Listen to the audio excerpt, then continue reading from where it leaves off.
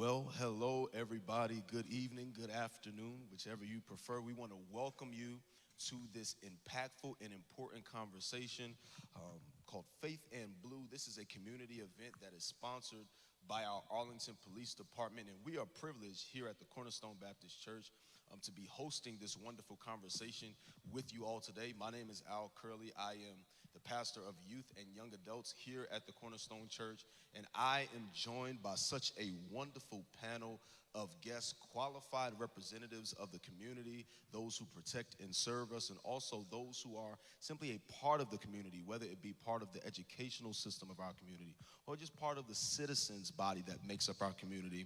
And so won't you, if you're in the house today, put your hands together and let's welcome our panelists today. Man. We're kind of going to go down the line, and everybody's just going to give us probably 30 seconds of whatever it is that they want us to know. So Officer Peters joins me to my far right. Next to her is our brother Carter Bedford, joined by his son Evan. We also have Dr. Michael Hill. We have our Chief Al Jones. We have Howard Robinson. We have Mackenzie and Michiko Jackson. And we also have Officer Philip Williams. So, Officer Peters, can you start us off? Just give us probably 30 seconds about yourself. Tierney Peters. I grew up in Denton, Texas, so I'm kind of local. My interaction with Arlington was always Six Flags. So this was a fun town always for me. I went to Texas State University and graduated there with my bachelor's in criminal justice. And then I started here in Arlington. I've been with the city about 4.5 years, and it has been fantastic. The opportunities that have presented themselves to me, I've just been extremely blessed. It's been a pleasure getting to know the city here and work with the residents and serve y'all. Thank you so much. Carter Bedford. I'm the Director for Student Development Services at Tarrant County College, and I work at the Trinity River campus, which is in downtown Fort Worth. I'm a native of Shreveport, Louisiana. I went to college in New Orleans, University of New Orleans, and I've been in the Arlington area since about 2003. So I worked at UT Arlington in Dallas County as well as Tarrant County. So I consider myself a Christian, but I'm a husband, I'm also a father, and so I will yield that to my son, and who I'm well pleased, Evan, who is sitting to my left. Evan Bedford. I play basketball, baseball. I'm 12 years old, turning 13 in January. I go to Job, 7th grade, and yeah, I like video games.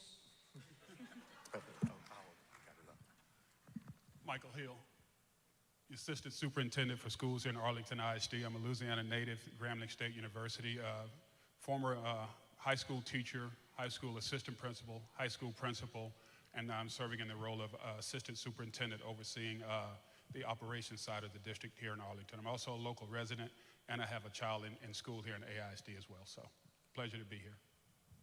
I'm Al Jones. I am the Chief of Police. I've been here now 10 months. I started my policing career back in Baltimore County. I spent 25 years, and I worked my way up through the ranks. It's so awesome to be here in Arlington. There's a great city. This is a great city, and there's wonderful people here. Since I've been here, the community has been really great and shown me a lot of love here, and I just think that, it's awesome to be here, so thanks. Howard Robinson, principal of Odie White High School. Been in 405SD for 21 years. A graduate of Alcorn State University. I think we beat Grambling yesterday for homecoming. I'm not sure. Chief, he's already started. But been a member here at Cornerstone since 2001. My wife Erica is out there, and we have a daughter, baby, junior in college.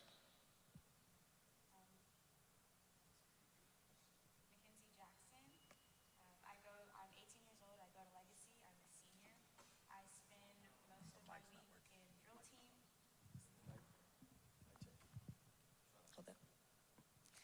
My name's Mackenzie Jackson. I'm a senior. I go to Legacy High School. I'm 17. I spend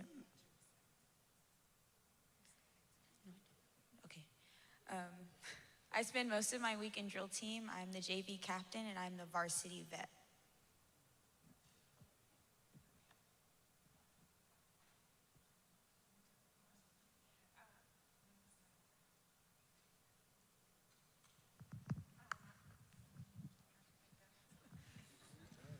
Bear with Hi, us. my name is Michiko Jackson.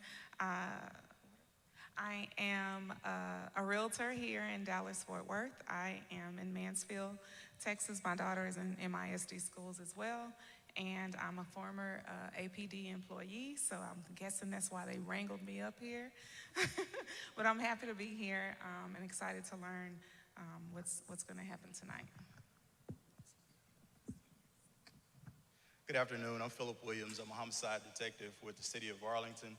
It is a pleasure to be on such a dynamic platform. That's enough about me, but the people who are not familiar with Cornerstone, I have to remind you all about the theological greatness that graces this stage. I mean, we have Pastor McKissick, who's a legend in his own regard. We have John Adolph, who's been here, Oza Jones, who's been here, Wayne Chaney, who's been here. So I don't take this opportunity lightly just to be on the stage. Thank you for having us and look forward to some positive conversation. Thank you again to all of our panelists for taking time out of your busy and wonderful schedules to be here with us today. And to those of you who are watching, feel free to invite somebody into the conversation. You can click that like button, you can click that share button, and let people know that Cornerstone is hosting this event and Arlington PD is being intentional about making sure that we have conversations revolving around gun violence. Now, of course, if you are in this area, you know that there was a tragedy that took place just a few days ago at the Timberview High School where there was a school shooting. And of course, this is something that we don't expect to happen, and anytime it happens, it's a major inconvenience. It's a blow to our community, to the parents, to the students, to faith leaders, and to faith communities, and to communities abroad. Anytime that we hear something like this, it can really touch our hearts in a negative way, and it brings to the surface questions of how are we loving one another? How are we caring for one another? How are we serving one another? And so I want to begin this conversation by just giving us some statistics that was provided to me from one of the officers, Officer Neil Landfield, who has been influential and a vital part of this planning process to have all of us here today. And some of the statistics that he was able to send over to me is that each year on average, 9,991 Black Americans die by gun violence. 8,251 die from gun homicide. 1,447 die from gun suicide. Black Americans compose 59% of victims of gun homicide, but only 14% of the U.S. population.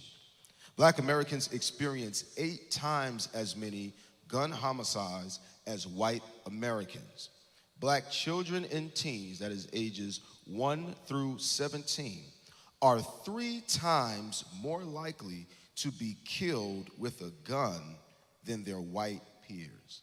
Now, these are some alarming statistics, especially those of us who are part or are near the Black community, to know that gun violence is so prevalent in our society and in our community. So I want to begin the conversation with you, Dr. Hill, being greatly involved in the school district, superintendent, and also following that, Principal Robinson, will jump over to you.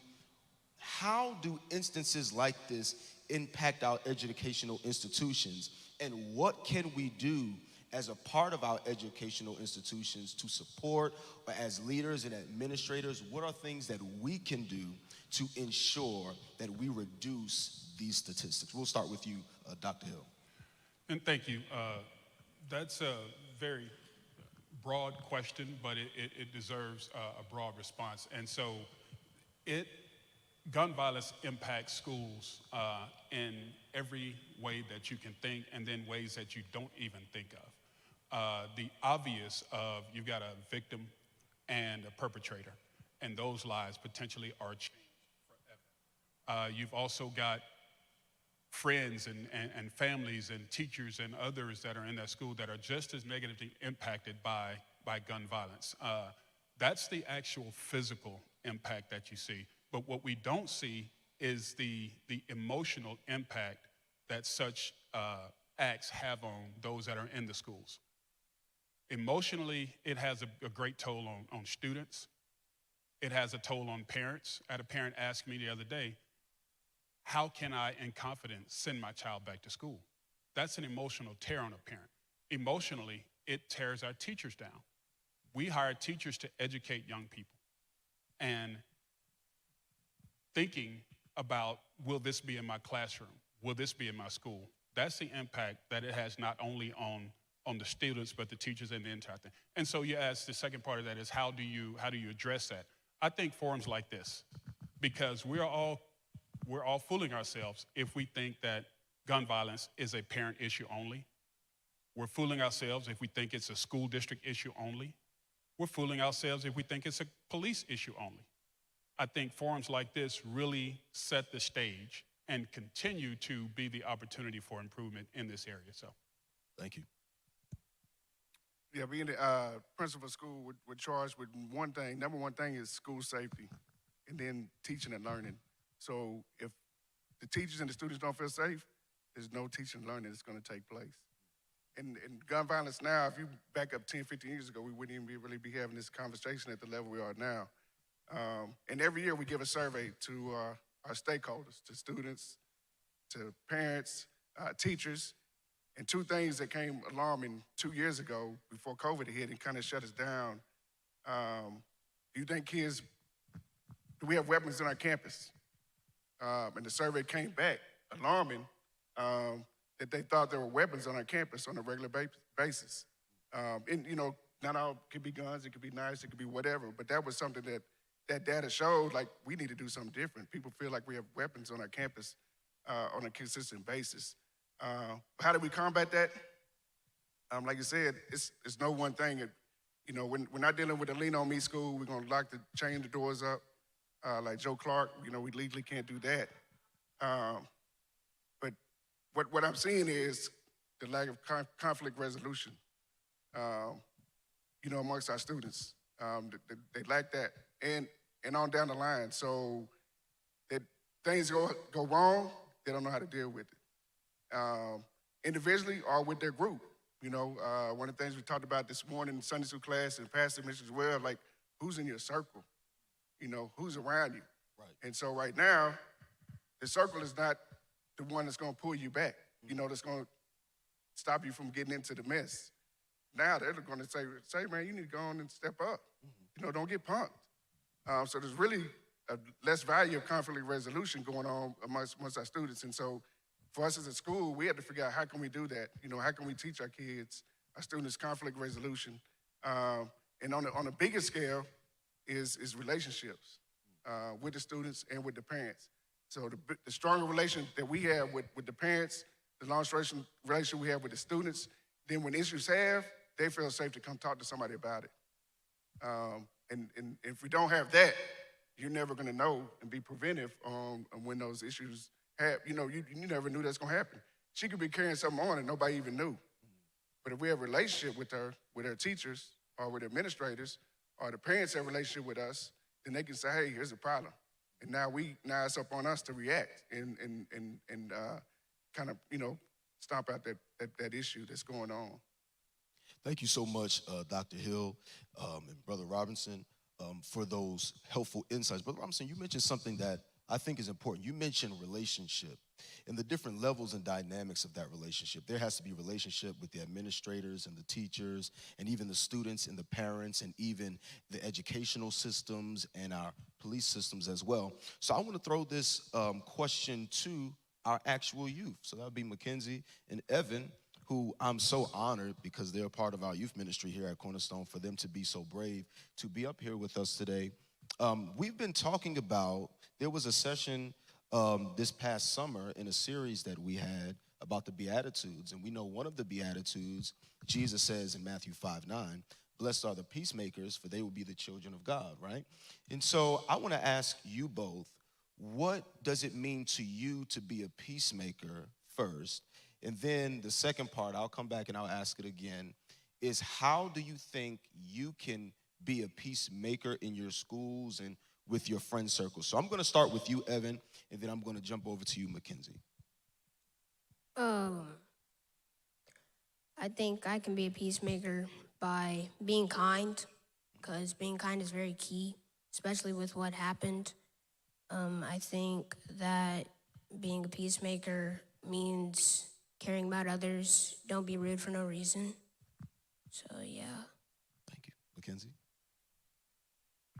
I think that I could be a peacemaker by just not sending my energy into something that doesn't warrant my energy. There's been multiple times where someone's been having a bad day and they just kind of felt like it was their place to make everyone else have a bad day. But I mean, yeah, you could say like, you could pop off on them and say like, well, since you're having a bad day, now you made my day bad. But at some point, you just have to acknowledge that you have to look inside yourself and say, well, they're having a bad day. I'm going to let them have a bad day, but they're not going to make my day bad as well. Absolutely. I think those are both phenomenal responses. Can we put our hands together for our youth?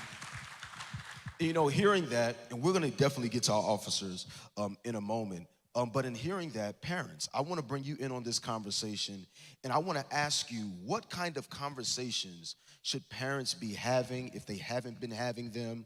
Should they be looking to have with their youth? Not only because this situation occurred this past week, but just to be a constant presence and source of support in your child's life. What kind of conversations should we be having with our young people? We're going to start with you, Brother Carter. Well, it's interesting you say that, and I'm not sure if my dad logged in, but I'm having the same conversations with my son my dad had with me 30 years ago. You know, coming home from school, you know, asking, you know, going more into what are you doing today, how is your day going, but really going into those questions just to kind of get some insight into what they're experiencing throughout the course of their day. You know, me being a high school graduate in the 90s, we didn't have bullying to the level that we have it now, to where you can post something on social media and thousands of people can see it in a matter of minutes or seconds, really. You know, we had an incident, I may have had a problem with Howard, and we would have our little battle and 3 people would see it and then it would be over. Well, now 500 people see it and it just heightens it. And so it's really about coming home, and I know when we're going to basketball practice or baseball practice, just having those conversations with my son in terms of how are your relationships at school? You know, so not just how are you doing in school, and he's an excellent student, but how are you doing in terms of your relationships? How's cross-country practice? How are the people in your classes? Are you having problems with anyone? You know, how are your relationships with your teachers? And being aware for those things and letting him know at all times that I'm in his corner. And so we have kind of a saying in our house, you know, let us talk about it first before I have to find out from somebody else. So you'll never get in trouble if you come to me first. Let me help you. Let me be a guide for you. Let me help teach you some of those things as we move forward. So it's really about those conversations and going more than the surface level. I think so often we like to say, yeah, I'm good. But let's talk a little bit deeper than, yeah, I'm good or things are okay. And just continuing to do that as a parent. So being aware of what's happening at our schools, having a presence at our schools as well. And so we need to be there. They need to see us and know who we are as well, to know that we're in the corner of educators. I'm the child of an educator. My wife's an educator in Mansfield ISD. And so we're definitely in the corner of them and we support. Thank you. Speech call. Basically the same thing. It's just having conversation and being open to receive what your child is saying. Instead of like ready to, you know, try and fix it, listen to what they're saying. Because Mackenzie, she does not like for me to fix anything. When she's coming to me, she wants me to listen. And then at the end of the conversation, how can I help? You know, would you like for me to do this? And, you know, depending on what her response is, then I'm going to go into action. But mostly you have to sit up there and listen to what your child is saying and being receptive of whatever the response is, because sometimes, not with her, but the other two, I'm just like not ready. You know, my husband he's the calm in the storm of our home, and I'm more like, let me go handle it, and he's like, wait, you know, we have a 21-year-old, a 19-year-old, and then Mackenzie is a 17-year-old. So I've learned from the other two on how to deal with what she may be going through in school. So it's definitely been a learning process as a parent, because you never want to see your child hurt. You always want to, you know, see how you can make it better for them, but sometimes that's not the solution to the issue. I would just say, you know, listen, be receptive, and then ask how you can help them. Absolutely. Thank you so much. I think it's an important point that you make, that we have to be willing to listen, right? It's not always about I listen to fix, but I listen to understand sometimes. And that can be important. And a lot of times we need individuals whose sole responsibility is to listen to the needs of community, right? Listen to the needs of the community. Hear what's happening in the community, have their finger to the pulse of the community. We need community activists. And we're honored to have the presence of a community activist here with us today, Rev Markel Hutchins. He is the visionary behind the Movement Forward Incorporated and One Congregation, One Precinct initiative. He's a renowned activist and speaker and businessman and social entrepreneur. He heads the Reverend Dr. Martin Luther King Jr. Calls to make a career of humanity. He truly believes that you have to spend your entire being, all that you are, making humanity better, and he's honoring us with his presence today. So can you stand so that we can give you a hand and a round of applause? Thank you so much for being here today. I want to get our officers in on this conversation. We've heard from our youth, we've heard from our parents, we've heard from our administrators. And Chief Jones, I want to start with you. Now, we've heard that we need to listen. We've heard that we need to make sure that our schools are safe places. But when you think about gun violence in the community, are there any strategies that you know that are in place that we should know as a community to support, to rally around? Are there any calls to action that you want to give to our community so that we can handle this issue of gun violence? Sure. So first, if you're talking about properly dealing with gun violence, we have to make sure that we're limiting the access to guns for these youth and some of our violent offenders. Absolutely. So we have to make sure that, and I think Dr. Hill said it the best, we actually have to make sure that we're bringing people to the table. It shouldn't be just a police issue. It's really a society issue. Right. We actually have to have the businesses, the faith-based leaders, the community, the parents. We have to have the school system. We actually have all these units or components sitting at a table, having a conversation, because what is happening in schools is going out into the community. What's happening in the community, it's going back into the schools. The other thing I'm going to say is we, or the parents, they have to pay attention to social media because a lot of the violence that we're seeing, it starts on social media. It's one person disrespecting one crew or somebody saying something negative. That leads to more violence. So it's a combination. It just shouldn't be the police, because if it's just the police, we're going to do the police way. And I don't want that for Arlington. So when I got here, one of the things that I started April 5th was Operation Connect. We started looking at violence here in the city. We started looking at 4.5 years of data. Where in the city have we seen or experienced the most violence? We also wanted to look at our fatality accidents and our crashes, because here in Arlington, we have seen a steady increase every year with fatalities. But also, too, we wanted to, we came up with 7 areas. And those 7 areas where we spend all of our time. But the thing is, I just don't want us to be in those areas locking people up. What I'm expecting is for us to build a relationship. Think about this. If I can go back 10 years, those 7 zones are probably going to be the same areas where we were experiencing issues. So my question is, if we've been dealing with it for 10 years, where are we missing the ball? Where we're dropping the ball? We're missing something. So we're started putting Operation Connect, and I think that is working. We're out, getting out of the cars, engaging our community, but at the same time, we are taking guns and violent people off the street, and that's what it's all about.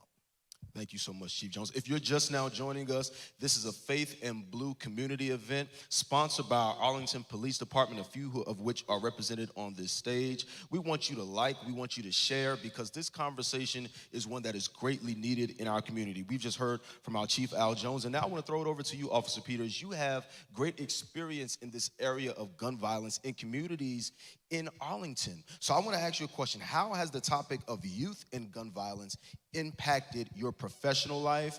How has your experience in this arena of gun violence, how has that caused you to kind of operate when you go into specific communities? And what are things that you think that we should know, as I asked also to Officer Jones, that we can do to combat this issue of gun violence? I would say that through my experience so far, which is very minimal, as some of these fine officers here, but what I really found and what this department does really well is push out community-based policing. And I think that has been something that I've taken and just gone with. The biggest part about with the youth is connecting to the youth. And if you're not there, or if you're just there in just an officer capacity, which sometimes is needed, it's not as beneficial. So for a specific example, I got to serve on South Foot Patrol, which was primarily off Sublet Road with the apartment complexes. It was an area that we were having some issues with, and the department created a unit, and that was our sole focus, was to be in that area and get to know the people. And it started through learning intel about crimes that were committed through the department manager. And then as the community started seeing us there, we were at community events, we started building those relationships, and the information came to us because we created a forum that was comfortable for the youth and the parents to feel comfortable to share with us. And I think that is just something that we all need to get better at, and just be there, be present, and talk to the people. And I don't think it's getting a lot better, and I enjoy that. Even it can be as simple as just stopping, getting out of your car, and shooting some hoops. But that means something. And this young man said it best with kindness and stuff. I think it's such a simple idea, but we don't do it as often as we should. We just listen to our youth. We can take that and go wherever we need to go with it. Absolutely. Thank you so much. I want to jump over to you, Officer Williams. Officer Williams is an officer who I see almost every Sunday right here at Cornerstone, and he kind of testified to that when he mentioned, how phenomenal the ministry is here, shouting out our pastor. So we want to shout out our pastor again, Pastor McKissick. Thank you so much for allowing us to have this opportunity to be here, and to the entire leadership here at Cornerstone. But Officer Williams, I want to ask you, because you are a consistent presence here at this facility, here at this edifice, here for these gatherings. So I want to ask you a question pointed to that. What do you think the impact is from an officer's standpoint of that consistent presence in a community, in a neighborhood, at a facility? What do you think that impact is on the officer's side? From the officer side, I believe it's immeasurable. You really don't know what impact you're making until the impact is made. I mean, it could be 10 years down the line, it could be immediate, but you never know. I think one of the important factors is that you get a kid who walks up with their parent and they say, hey, talk to the police, and they're afraid. Mm-hmm. But you can do something as simple as pull out a police sticker and tell them, look, I got one just like that, and pin it on their chest. And it immediately restores their faith, takes out that fear in being around a police officer. And likewise, when it becomes more serious, just having a heart full of compassion, is that when I'm working a case or where somebody is involved with law enforcement, they're not so on edge. I've used my contacts in the community and working a homicide, and somebody mentioned one name, and I knew that person's phone number. So as soon as I got back to the station, I called the guy, and he answered. I said, tell me what happened out there. Why didn't you call me, number one? Why didn't you call me? And it's building those type of relationships that is just immeasurable, because that just doesn't help us as law enforcement, but it helps ease and bring satisfaction to a victim's family. Thank you. Officer Williams, every time I ask him a question, he want to stand up, right? You can tell he's been around Cornerstone before. It's that nervousness. But I think you're saying something very important, Officer Williams, about that relationship, that when something does happen, you know that those who you have relationship with in the police department are not individuals that you should run or hide from, but rather that you should come to stating that there might be a potential problem, this might be a potentially dangerous situation, right? And so I think that it's very important that you bring out that point, because a lot of times, we hear this slogan, protect and serve, right? And for many of us in the Black community, we think that's protecting against us, right? In many urban areas, we see the police presence as a threat to our freedoms and our liberties, right? For some of us out there. And so, of course, we want to change that narrative and let it be known that the police department is here to protect and serve all people. And as you develop those relationships, you're able to better understand that. And you're able to see that these are not just individuals who wear a uniform and, have dominant power over you, but they're human beings who care about the community, who care about the people that they serve. And maybe that can allow us to have that necessary dialogue and conversation when something doesn't feel right. We hear like, see something, say something. It'll be a lot easier to see something and say something when you have a relationship to the individuals who you're saying it to, right? And so I think that's important. And when we're talking about that see something, say something, I want to add to that. What about that feel something, say something? Because a lot of times we think that it has to be an external conflict that we see in order for us to say, but when we're involved in those conflicts ourselves and when we feel a certain type of way about certain things, we don't necessarily want to bring that to the light. And so I think that brings into the conversation the need for counselors and therapists and psychologists, and we're blessed to have one here at the church. We have some who are in that profession, who are members of this church. But I want to pose this question first to our administrators, Dr. Hill and Brother Howard Robinson. How do you think, the emotional and mental part and component of it impacts the lives of our youth when it comes to gun violence? And are there any tools and any resources that our youth and even maybe our teachers and administrators can know that are available to them in our school districts? I want to start with you, Brother Robinson, and then we'll jump over to you, Dr. Hill. When you're talking about the social emotional, that is a huge challenge for us. But Brother Williams brought up a word. He said restorative when he gave the young man a pen. And so right now we're the challenge is trying to train our teachers on what we call restorative practices. So kids make mistakes. They have issues and done something that may have been wrong. But then how do we restore that relationship so they can come back to the classroom or come back to their grade level where they're treated just like fair ground? And we haven't. You've heard the term. I wash my hands with a kid. I'm done with them.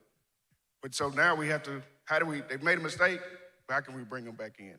And so we do have 5 counselors on my campus. We have intervention specialists. We have 4 parent engagement specialists on our campus. And all of those have had a heavy burden, especially during COVID. Their caseload and work is probably triple of dealing with kids and dealing with staff. Everybody's dealt with some level of trauma in this last year and a half.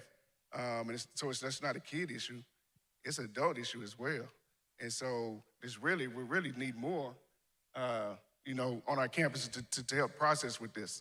Because there's a lot of trauma that kids have gone through, right, and adults, and still going through it at this time. And so, but I guess for us, our challenge this year was the word we kind of use is how can we restore our students back in? Because they're going to make mistakes. They've been at home for so long, and now they're back to what we consider regular school with their friends, and now problems happen, and they don't know how to handle it. And they'll make a mistake. There'll be a fight or something.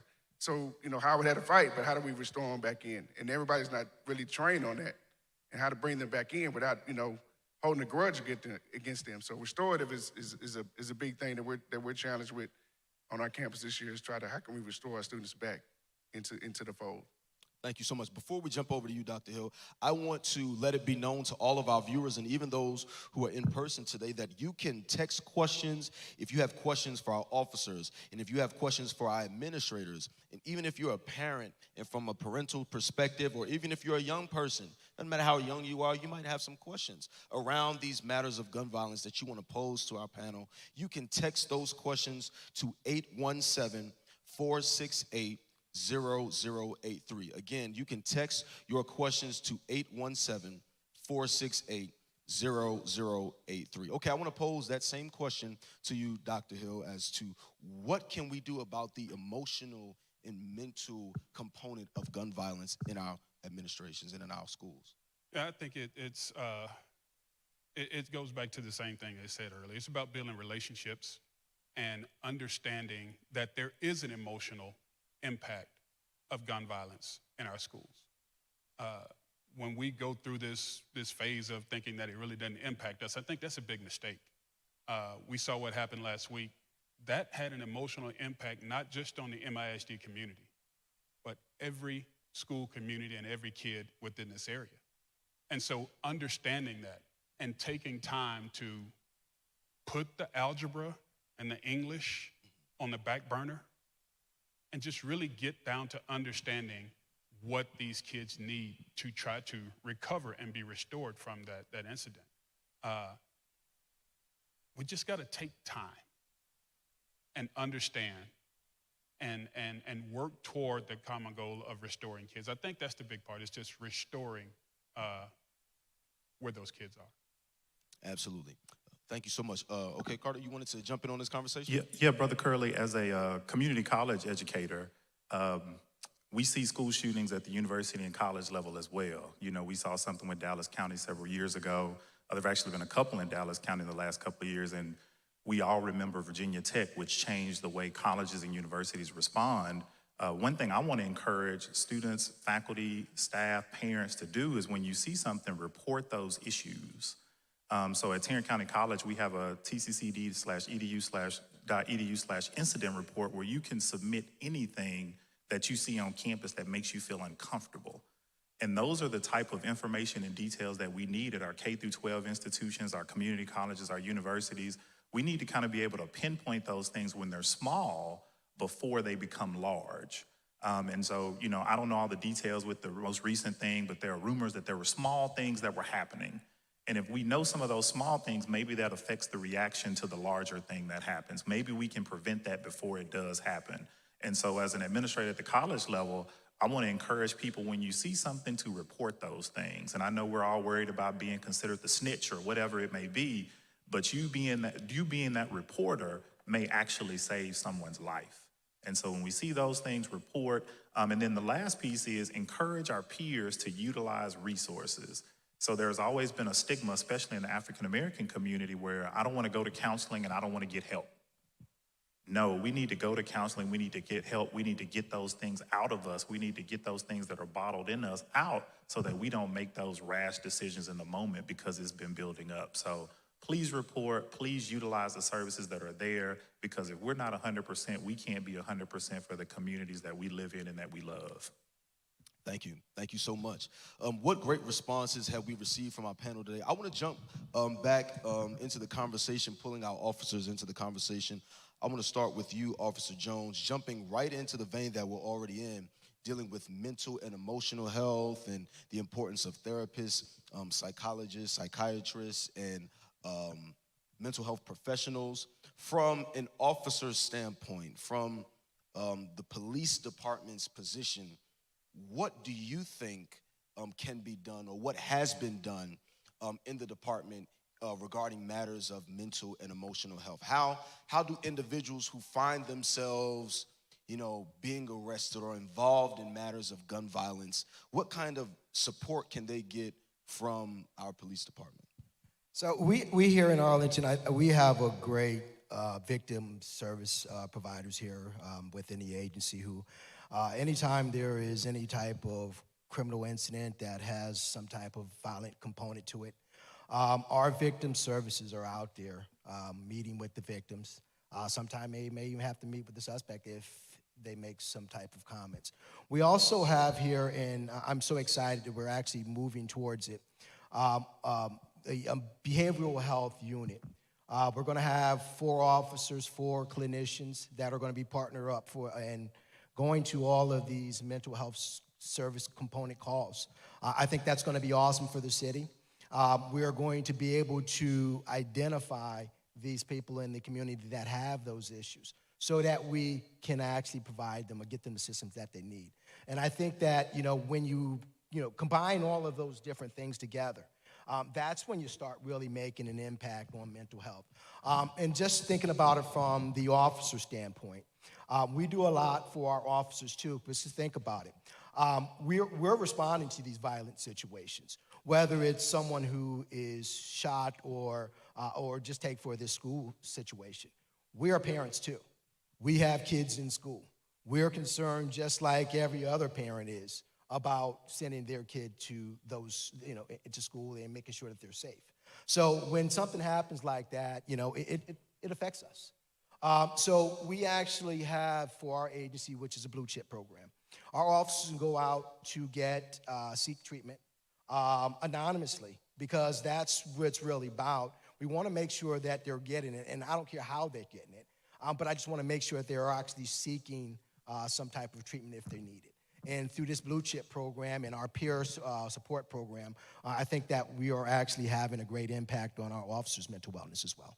Thank you so much. Dr. Hill, did you want to? Yeah, I did want to share that in Arlington ISD, we have what we call a multidisciplinary threat assessment program.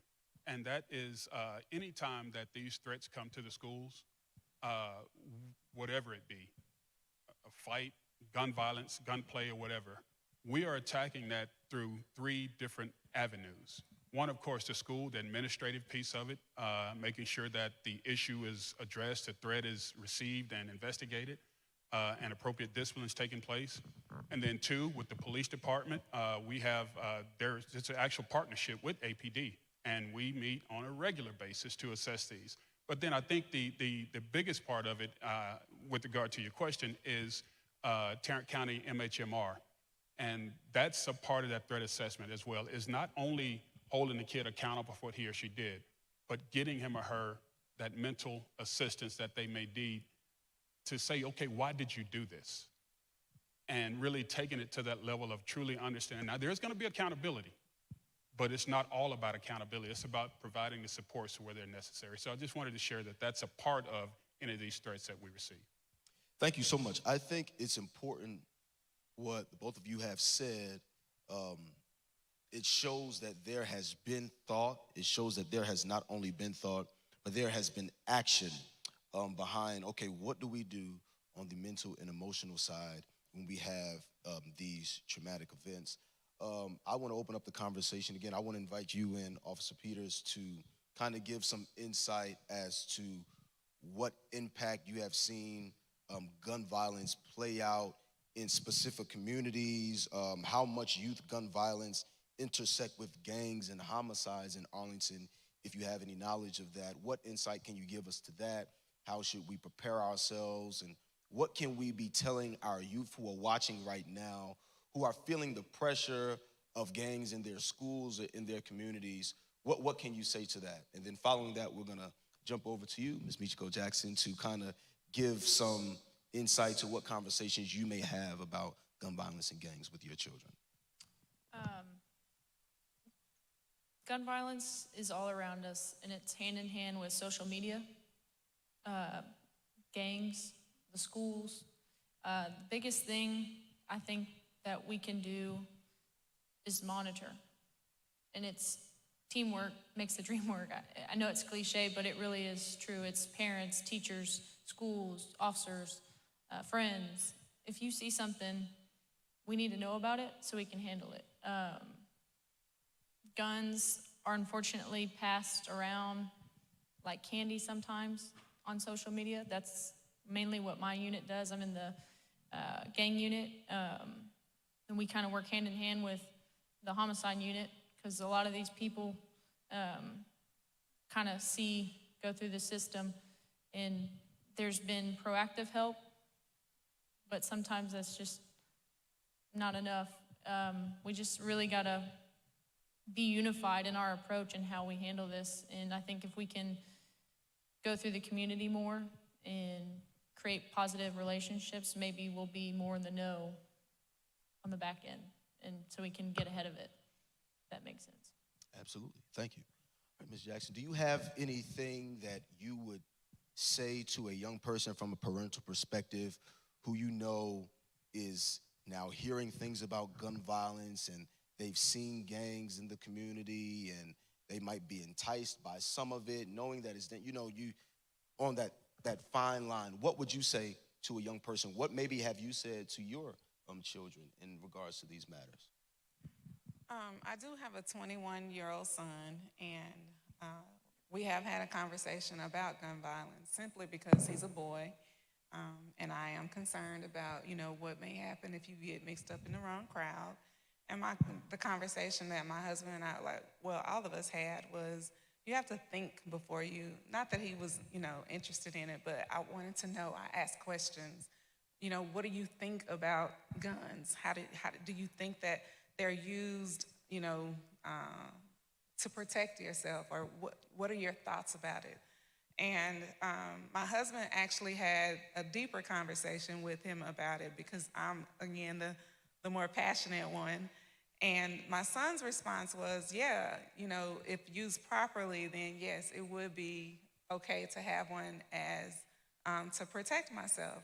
And I strongly disagree with that. I don't agree with guns simply because of, me being a former, like I said, I worked at the department, and I saw things that I did not like. And I felt like had they been protected,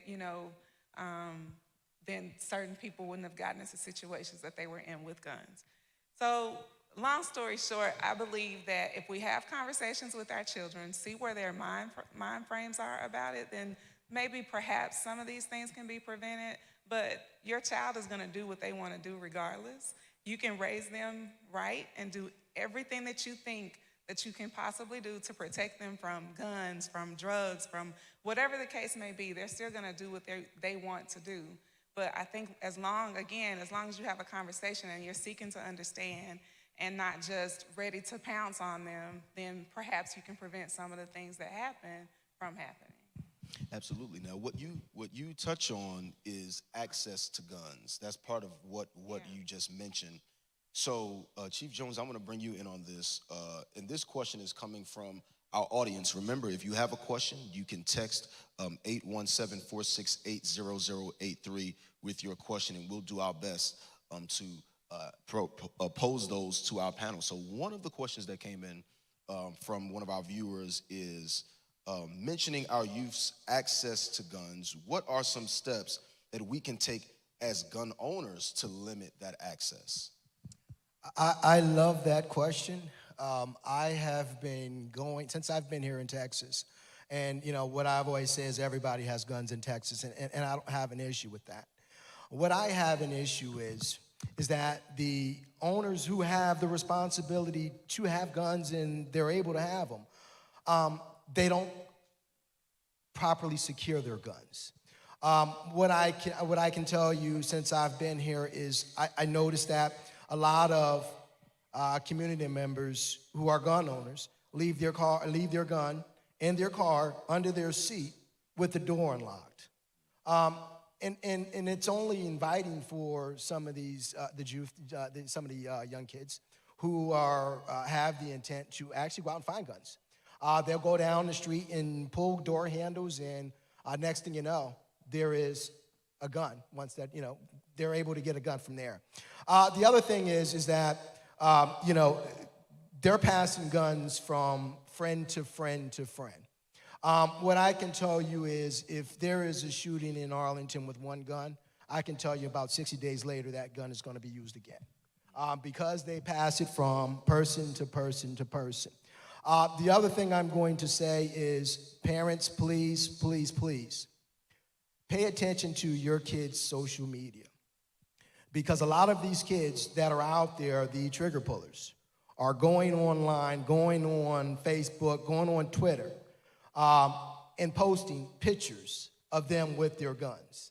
Now, if you know that is your son and daughter on Twitter with their gun, posting, you have a responsibility. There should be a responsibility from the parents. They have to make sure they know what their kids are doing, what their kids are bringing in their house, and what their kids are posting online. Absolutely. I think that's important, that there is a responsibility for those of us who own firearms to make sure that they're put away securely and properly. and that we make sure that we do not allow access for our youth who might be irresponsible with those vices to have access to those things. Another one of the questions that come in online is mentioning that it says, thanks for the great insight. One thing I've noticed through the years is that often you can identify troubled youth in elementary school. How can we better engage parents and mentor kids early before things escalate in junior high and high school? Now, this question is open to anyone who may want to jump in and pose an answer. Well, Go ahead. I'll start. There was a study done several years ago. It was a pipeline to prison conversations, and don't quote me on this, but I believe that they were determining how many prison units to build based on a child's ability to read by second grade, third grade. Thank you. And there were studies, there was research done behind that. And so when you can catch those problems early and prevent them from happening, then I think that's the best opportunity that there is. We need to get behind our school systems, continue to get behind our school systems, I should say that, and support our primary grades, getting kids into school, supporting them all the way through school. Because as you said, if and when you catch those problems early and you can turn the kid around, the future is just that much more brighter. But again, early detection, just like in anything, whether it be cancer, diabetes, or teaching a child how to take the right path, early detection and steps to mitigate that, I think is monumental. Absolutely. Dr. Hill mentioned early detection, not the school my son's currently at, but another school that he was attending. And remember, he's 12. He thought he saw a kid bring a gun to school. And so this didn't happen this year. This isn't his current school, as I mentioned, but he thought he saw a kid bring a gun to school. And so he went to the office and said, like, hey, such and such, I think had a gun. And other people saw that. Turns out it was a toy, so we were told. But it's not too early to have these conversations. You know, sometimes we feel like this is a high school, this is an 18, 21-year problem, 8-year-old problem. No, this is a problem for young people. This is a problem for elementary and middle school, especially when those weapons, as we've mentioned, are not locked up. People see them, they think they're a toy. You know, we think about video game culture, even the things we see on TV now. 20 years ago, you didn't see the same level of violence on cable TV that you see now. So it's a toy in some people's minds. It's not real. Have those conversations with your children, no matter how young they are. You know, when they're in school and they're switching classes and they're interacting with other students, they're talking about things that are going on in the world. The question is, are we informed? And so we got to make sure that we're talking to our kids, and that, you know, after that situation, you know, several times we asked them, you know, how are you? You know, how do you feel about guns? You know, what do you know about guns? If you were in this situation again, what would you do? And, you know, hopefully he will do the same thing. But these things are happening again. He's in 7th grade now. He was younger than 7th grade. And these things are happening in our schools here in this area. Thank you. I think the points you raise caused me to lean in a direction of looking at the young people we have on stage, Mackenzie and Evan. Are there any instances or activities, or are there any things that you are seeing or experiencing in your schools that you think that administrators should know about, teachers should know about, parents should know about? Now, of course, we want to make sure that you feel comfortable in sharing, and if you don't want to, you can deflect. But of course, we want to give you the opportunity to have your voices be heard. So if there's something that concerns you about what you're seeing with your age group during these days, what would that be? And what do you think that we as a community can do to help? So Evan, we want to start with you, and then Mackenzie, we'll jump right over to you. I say that young people are more exposed to things, because I've talked to my dad before, and he hasn't known about the things that I've known about at younger ages or at my age. So I think that younger kids are exposed to more things right now in this generation, and that people bring stuff to school that probably shouldn't be brought to school, show it around, like keep it a secret and all that. But if you wanted a secret, why'd you bring it to school? So, yeah. Yeah. Thank you so much, Evan. I appreciate you, man. All right, Mackenzie, what about you? I agree with the exposure thing. We have so much downtime on our phones where it's just like, well, I can just watch this video. Or even like smaller kids. I work with kids, and even smaller kids will come up to me and be like, oh, I watched this video on YouTube and it had this and this and this. And I'm like, oh, that's not appropriate for your age. So I think that it's really important that we watch what children are watching. Like, we can't just let them have their phone and just be on YouTube and just be on Netflix and not me monitoring it at all. Because that's where stuff starts to get dangerous, and that's where they start to get ideas about what they can and can't bring to school and what they do and don't think is cool. Absolutely. I think one of the things that happens is, to entertain a child, it's becoming more prevalent that you put a screen in front of that child. And if you're not monitoring what's coming up on that screen, you're not monitoring what they're exposed to, and you're not able to responsibly navigate them through specific situations and occurrences. And what can take place when that happens is they become desensitized to things, right? And that's dangerous. And so there are instances where things that should not be normal become normal to a child because they've just been exposed to it so much. And if that's the case, who's to say what happens in the future when they have more access and more freedoms legally to engage and to do? So we want to make sure that we are definitely responsibly monitoring and navigating those situations. Principal Robinson, I want to pose this question to you that was brought in online. Now, we've talked about what, from our youth's perspective, what might be going on in these schools. But I think a question that a lot of us want to know is, what is being done or what can be done to prevent students from bringing not just guns, but weapons to school? Is there a process that can take place? Of course, you said it's not lean on me, we're not putting the school on lockdown and all that kind of stuff. But what measures can be taken from an administrator's perspectives to ensure our students' safety and even our teachers and administrators' safety? Right, that's a great question. Like I said, we think we can't put the school on lockdown. We can't make everybody go through metal detectors. One of the things that we do kind of put in place is a system to do random metal detectors searches in the school day. But also, this generation, we don't have lockers. Kids don't use lockers anymore, so they're carrying around backpacks. And so you really had to be alert on what kids are doing and what they're carrying in their backpacks. Mm-hmm. And for campus monitors and administrators, we have to be actively out and be alert. And like I said before, a relationship, you got to learn your kids. You kind of got to know who they are. And when you see something that's different, you have to be there to know it. 9 times out of 10, something goes down, it's not going to go down where we are. They're going to figure out where we're not, and that's where the incident is going to more likely happen. Not all the time, but most of the time. So our charge is that we're where we're supposed to be, monitoring our campus. Even though on my campus we have 1,600 students, and we probably have over 50 doors to get in and out of our campus. So I don't have 50 people to guard all the doors to see who's coming in and out. But we have to just be monitoring our campus at all times and being alert.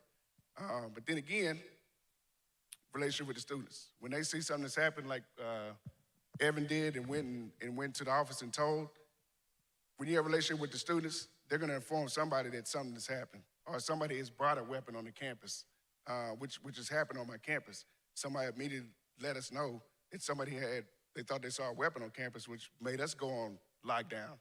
And Fort Worth PD had to come on our campus. And so we had to immediately do a search of every classroom at that time.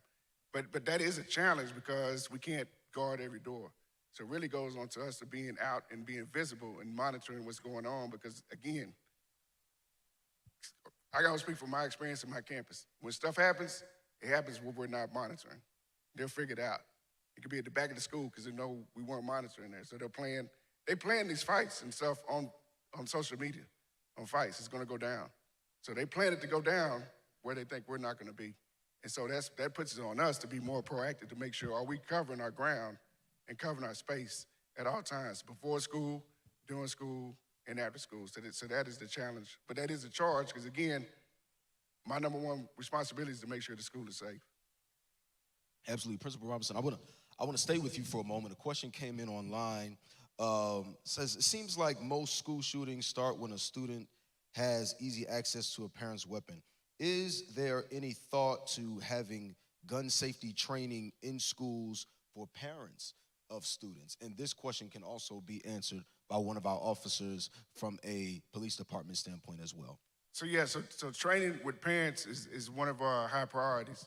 So when students in elementary school, parents are highly engaged. You have some in school, probably 80% of the parents come to school. It gets cut in half in middle school. High school, we had open house. We're excited if we have 100 parents come out for open house.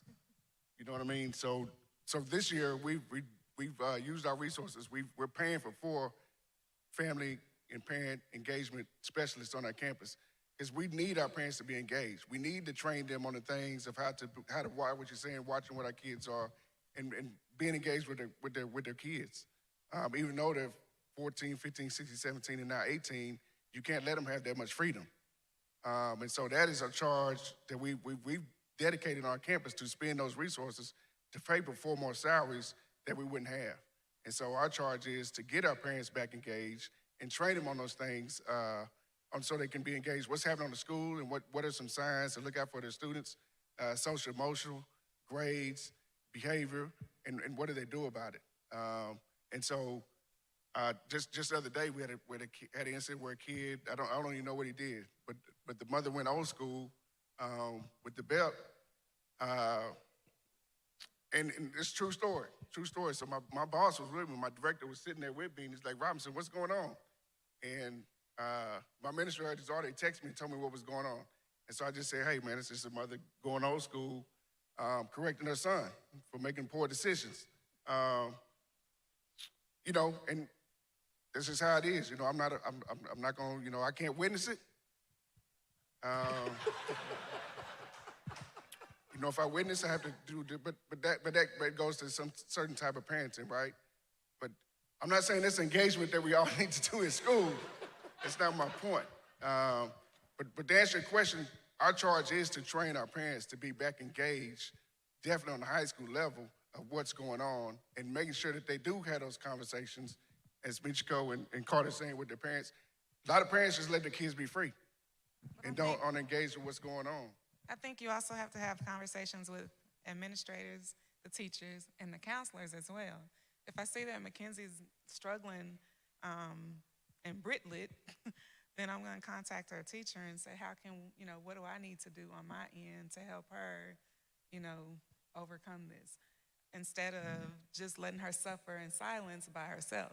So we also have to, I think it's Officer Peters, she says, the teamwork makes the dream work. So you have to be engaged, not just with your child, but, your counselor and the teacher, to make sure that they're not falling through the cracks. And that way, the teacher feels comfortable enough with you to contact you and say, look, Mackenzie is, whatever the case may be. So I think if you have open conversation with everybody involved, then not saying that that'll cut everything out, but it'll bring some type of notice to the situation. Absolutely. Any officer want to jump in on that matter of training about gun safety, even for parents? And people may have had guns for years, but they've never had the training. Is there a way that they can get that training? Now, I think training is important because here it is. You're giving someone a weapon that can take someone's life or injure them very seriously. But we don't require them to go training.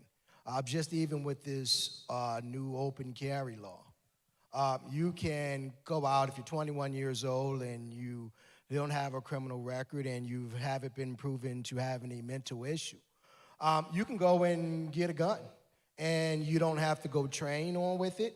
You don't even know how to use it, but now you can carry it on your hip. So, I think that, just that law alone, I think that people, if they're going to go out and buy guns, and like I said, it's important, if they're going to go out and buy guns, they need to get some training, because training actually saves lives, because may even save their own life, because some people handle guns who don't know how to handle guns, and we've actually seen a number of shootings or people shooting themselves over the last couple weeks. So I think it's only safe, the officers, the training is helping them out. Wow. I think that might hit home. Like sometimes if you don't know how to use a thing, that thing becomes dangerous to you, right? A lot of times. I'm sorry, to echo that sentiment, I'd like to add that when people are looking into buying guns, looking into buying firearms, you know what you're buying. You know its capabilities. That's the whole reason for buying it. And before you're buying it, you try it out, you try the trigger pull, you see how far it is, you see how it fits in your hand. But at the same time, you should also be shopping for training classes. I mean, it's the responsible thing. In order to drive a car, you have to have a driver's license. So get familiar with the weapon or whatever you're gonna get before you actually go and buy it. Absolutely. I think those are wonderful responses. We're getting ready to wrap up, but I want to pose one more question, and then I'll kind of open it up for some closing thoughts, and then we're going to have you, sir, come up and address us for a couple minutes, if that's all right with you. Is there any software, are there any apps that we know about that can help parents monitor their children's phones, tablets, or devices? Because we've mentioned multiple times here that it's about parent engagement and Mackenzie is like, oh Lord. It's about parent involvement and engagement, right? So like parental blocks, I know my mother, she used to like collect our phones at night and go through them. She put a block on the TV and all that kind of stuff, yeah. And it didn't feel good, it wasn't fun, but we all right for the most part, right? So is there any software, are there any apps, anything that parents can know or older siblings can know to make, or older cousins, or whoever can know to kind of keep a handle on what the youth in their lives are witnessing, engaging, and consuming? Brother Curley, I don't know if there are any apps, but my son has a phone. That's my phone. So I go through it whenever I want to go through it. There's no questions asked. Am I right? Yeah, exactly. And so it's my phone. So I'm not sure about the app piece, but occasionally when myself or my wife, we go through it, and we may see a conversation about something, and they may be joking around, and they may use a terminology that kids may use in little settings, but if you magnify that, they could be considered something else. And so we make sure we have conversations about it. And so not to put you out there, but they were talking about something gay. And they were kind of saying like, oh, that's gay in terms of what you were thinking or what you were doing. Well, let's talk about the meaning behind the word and how some people may take that and how that may be perceived if you use that, if somebody confiscates your phone. Like, these are the conversations we have. So even though he's 12, in my eyes, he's a young adult. And so we need to have conversations in the level of, hey, you're a young man, you're a young adult. When you go out there, these are the conversations that you need to be wary of. And so when we do see those things, so if there's an app or not an app, are we ready for the conversation after it? Do we just tell our kid, don't do that? Or do we talk about why they shouldn't do that and what are some of the consequences from it? So I don't have a good app suggestion, just that's my phone. And I know the passwords to all the things. I give permission for what app goes on it and all those things there. And he pretty much has free reign. I don't look at it often, but when I do, let's have a conversation. And it's rare that we have to do that. He's a phenomenal kid. But that's my phone. And we should be able to have a conversation with our children about the things we give them. Pastor had a quote today, which I thought was hilarious. You shouldn't be afraid of anything in your house that you feed. Pastor did say that.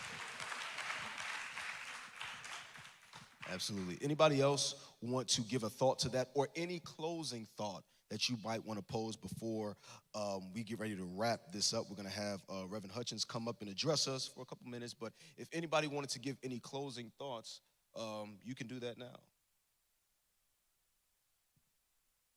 Well, I guess I'll go ahead and do it, right?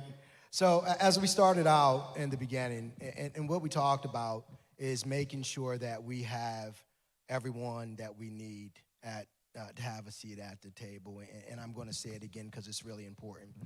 We need our school systems. We need our business. We need our community. We need parents. And thank you for being a good parent. What you just said is your parenting. And that's what we need more of too. So we need to actually work together. And like I said before, it shouldn't be a police issue. It's a society issue. It's an Arlington community issue. And we have to all work together. And I'm going to say I meant to actually include the faith-based community too, because that is the actual bridging the gap for us. So it's also about building relationships. And what I'm going to say is sometimes it's a challenge for the police department to get into certain communities because of the lack of trust. But I can tell you I'm going to be hitting Cornerstone up to help us get into some of those communities that we need to get into, engage these young kids so that we can get them off the street, get them out of gangs, and get them into college. So that's where I'm going to leave it. So thank you. Thank you. Anyone else? I guess I'll go. Is it okay if I stand? Hey, you gonna do it? Do it. Guys, because it's a church setting, I'd like to keep it that way. I know a lot of times the youth will look at some things that's going on that's not right, and that may motivate them to do some things that aren't right. But I want you to be reminded in the book of Acts where Stephen was getting martyred, what was taking place is something that was going on that wasn't right. But in that crowd was one young person named Saul who was watching. And when Saul saw that, Saul took off to go persecute more Christians because he thought that was the right thing to do. So whenever you see something going on that's wrong, it's okay for it to light a fire under your feet. But as you're running, don't resist the transition, the conversion, because as Saul was running, he came into contact with Jesus Christ. And that changed him, and he became Paul, and he wrote 2/3 of the New Testament. I would say we could give a benediction or let the church say amen or something like that. See, we have officers, but some of them really, they can be preachers, right, Alan? You know what I'm talking about? All right, so thank you so much for that. Anybody else want to give any closing remarks? He said it's hard to follow. Well, Reverend Hutchins, if you want to, you have a mic, so you can address the audience, our online viewers and our viewers in person. Anything that you want to say from a community activist perspective, what can our communities do? First, giving honor to God, who is the head of my life. It is a pleasure to be in the house of the Lord. Amen, somebody. Amen. I want to thank, first of all, Pastor McKissick for allowing this conversation to happen in this beautiful and historic church, and to Brother Al, and certainly to one of the finest police chiefs in the United States of America today. You all were really blessed, and you didn't know the blessing you were getting when the city named Al Jones the police chief of Arlington, Texas. Give him a good God bless you. Brother Al, 2 years ago, I began to be concerned that we were going in the wrong direction when it comes to police community matters. I've been at the forefront of civil and human rights for the last 25 years since I was in high school. I've led marches and protests across this country, most often around policing issues. But we've never progressed as a community when we walked away from the church. When I began to see the protests and the demonstrations across the country, not representative of what our movement has always been, I knew we needed to do something different. Every movement, from abolitionists to civil rights, has always been anchored in the faith community. Our faith has always grounded our work. And I know, just like you know, that if we're going to see a change in how police and communities engage with one another, if we're going to see a change in how crime and violence is escalating in our communities, we're going to have to go back to the church. And it was for that reason that we created National Faith and Blue Weekend. It has become the largest and most collaborative police community outreach project in American history. Over the 4 days of Faith and Blue Weekend, there will be 2,000 activities in all 50 states where the community and law enforcement are coming together. There is no limit to the good we can do if we have the courage and capacity to sit together, Scripture would say, and reason together Our best march in this moment in time, our only pathway forward is what you're seeing right now. Law enforcement, our schools, our communities coming together under the banner of the most respected institutions in our communities, our churches. There's no other asset that our community has that can do what the church is doing right here in Arlington right now. Every church, every synagogue, every mosque, every temple should be the kind of beacon for hope, light, and justice that you're seeing right now.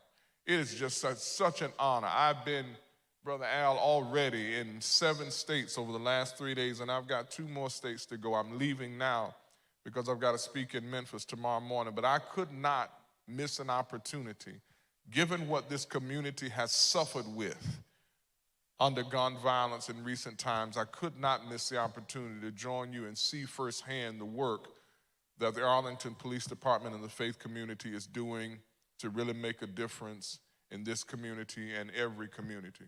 I say this to you in closing. It's dark for us right now. I go all over the place. I travel extensively and see the crime and violence. I see the tensions between police and communities.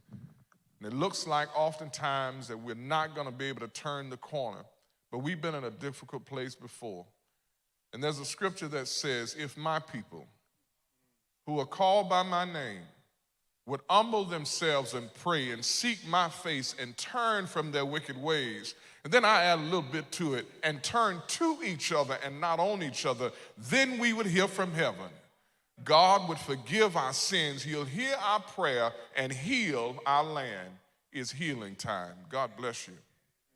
Thank you so much. Well, will you join me by standing on your feet and putting your hands together for this phenomenal panel of individuals who have graced us with their presence today. We've got officers, we've got administrators, we've got parents, and we've got youth, all a part of our community. And to all of you watching online, thank you so much for watching. It's been my pleasure to host this conversation with you. If you would remain standing, I just want you to join me in a word of prayer. I truly believe that we have a responsibility as faith leaders, and whatever faith you claim, whether you're in here or whether you're online, whatever faith you claim, we have a responsibility to engage the world in a positive way and leave it much better than we found it. And so it is my prayer, God, that you would touch each and every heart and each and every mind, each and every family that is represented in-house or online,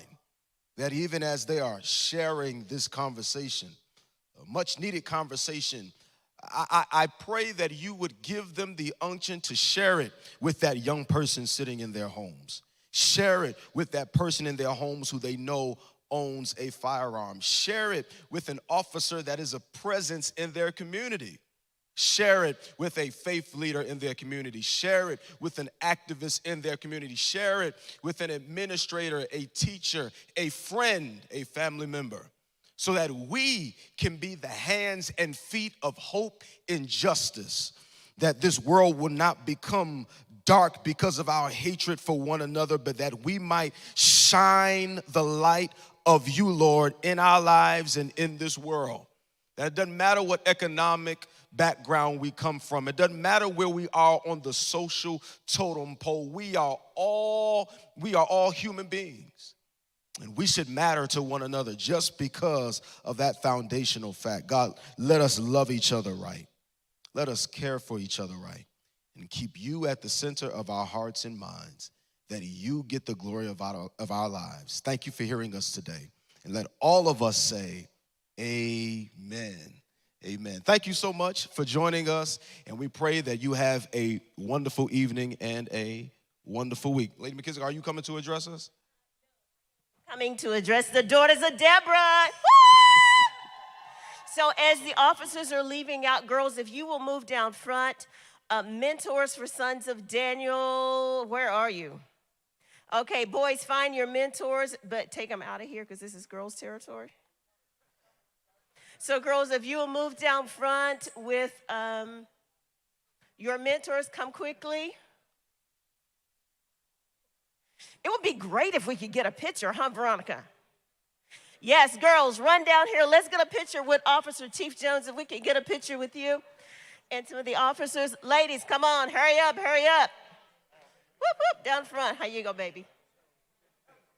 Come on, just come right here.